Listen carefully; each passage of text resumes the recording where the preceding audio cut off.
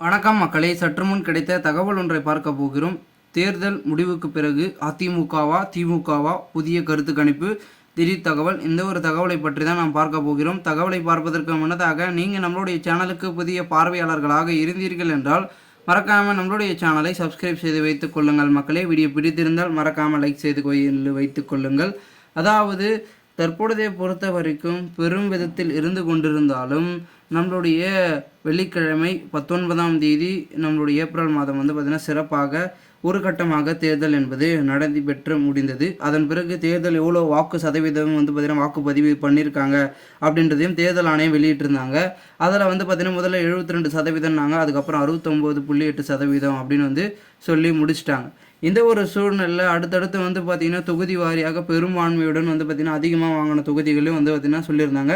அதில் குறிப்பாக தருமபுரியில் 81% மத்திய சென்னையில் கொஞ்சம் கம்மியாக தான் வந்திருக்கு. இவ்வளோனா 53% அப்படின்றது வந்திருக்கு. இந்த ஒரு சூழலில் பெரும் விதத்தில் மற்ற கட்சிகள் பார்த்திங்கன்னா தென் தமிழகத்தில் இருக்கட்டும், வட தமிழகத்தில் இருக்கட்டும், எல்லா இடத்துலையும் பார்த்திங்கன்னா வாக்குகள் என்பது சதவீதத்தை அதிகரிக்கும் அப்படின்னு சொல்லிட்டு இருக்காங்க.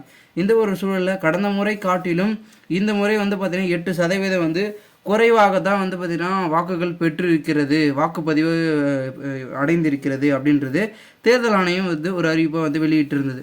இதில் பார்த்திங்கன்னா மற்ற அனைத்து விதமான அரசியல் கட்சிகள் இருக்கிறார்கள் அல்லவா, திமுக, அதிமுக, பாஜக, நாம் தமிழர் கட்சி என்று இந்த கட்சிகள்லாம் பார்த்திங்கன்னா இவர்கள் கட்சிக்கு ரீதியாக ஒரு சில பார்த்திங்கன்னா கருத்து கணிப்புகளை கேட்க ஆரம்பித்து விட்டார்கள்.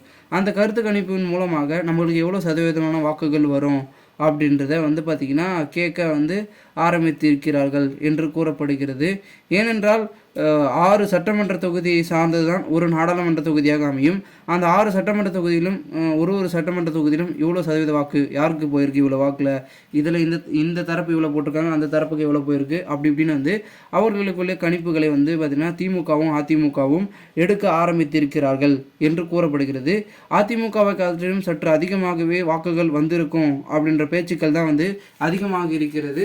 திமுகவும் பார்த்திங்கன்னா சொல்ல முடியாது, அவங்களுக்கும் பார்த்திங்கன்னா ஒரு சில இடங்களில் வாக்கு சதவீதம் என்பது அதிகரிக்கும் அப்படின்றது பார்த்திங்கன்னா வாய்ப்புகளாக பார்க்கப்படுகிறது. எதுவாக இருந்தாலும் நம்ம ஜூன் 4ஆம் தேதி தான் பார்க்கப்படும். ஓகேங்களா, நம்ம சொல்லிடலாம் இதில் இவங்க இவ்வளோ அதிகமாக வரத்துக்கு வாய்ப்பு இருக்குது அப்படின்னு. ஆனால் அதிலையும் மாற்றம் அடையலாம். ஓகேங்களா, ஏன்னா கருத்து கணிப்புன்றது மாற்றம் அடையும், அப்படி இருக்கும் இப்படி இருக்கும். ஓகேங்களா, யார் எவ்வளோ வாக்குகளையும் எவ்வளோ சதவீத வாக்குகளையும் தெரிந்து வேணும்னா நம்ம ஜூன் 4ஆம் தேதி தேர்தல் முடிவுன்றது தான் பார்த்திங்கன்னா அஃபிஷியலாக தெரிஞ்சுக்க முடியும். ஓகேங்களா, இதை காட்டிலும் அதிமுகவில் பார்த்திங்கன்னா தரப்பில் சர்வேக்களை எடுத்து நம்மளுடைய அதிமுகவின் பொதுச் செயலாளராக இருக்கக்கூடிய எடப்பாடி பழனிசாமி அவர்கள் கையில் சமர்ப்பித்திருக்காங்க.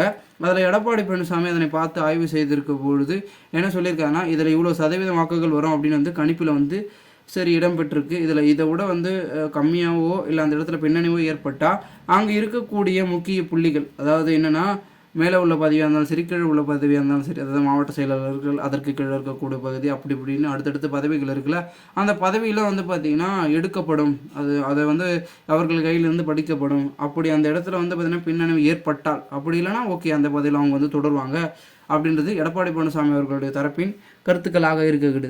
இதனால் என்னதான் இவர்கள் ஒரு பக்கம் பார்த்துருந்தாலும் நம்மளுடைய இபிஎஸ் அணியில் அவருக்கு ஆதரவாக இருக்கிறாங்க, அவருக்கு எதிராகவும் இருக்கிறாங்க. ஓகேங்களா, எதிராக இருக்கவங்க தான் அந்த அதிமுகவிலே இபிஎஸ் அணியிலே இருந்துட்டு மற்ற கட்சிகளுக்கு பார்த்திங்கன்னா வேலை பார்த்து கொண்டிருக்கிறார்கள். அதனால தான் கட்சி என்பது கொஞ்சம் பின்னோக்கி போயிட்டுருக்கு அப்படின்னு சொல்லிட்டு இருக்காங்க. இதனை காட்டிலும் எடப்பாடி பழனிசாமி ஒரு 15 தொகுதிக்கு மேலே எதிர்பார்க்கிறார். இந்த தொகுதியெலாம் நம்ம வெற்றி பெற்றால் நல்லா இருக்குன்னு. அந்த தொகுதிகள் அவர் வெற்றி பெறுவாரா அப்படின்ற எதிர்பார்ப்பில் தான் அனைவரும் இருக்காங்க. பொறுத்திருந்து பார்க்கலாம் என்ன நடக்கிறது என்பதை. மேலும் இது போன்று நீங்கள் அரசியல் சார்ந்த நிகழ்வுகளை தெரிந்து கொள்ள நம்மளுடைய சேனலை சப்ஸ்கிரைப் பண்ணுங்கள். நன்றி, வணக்கம்.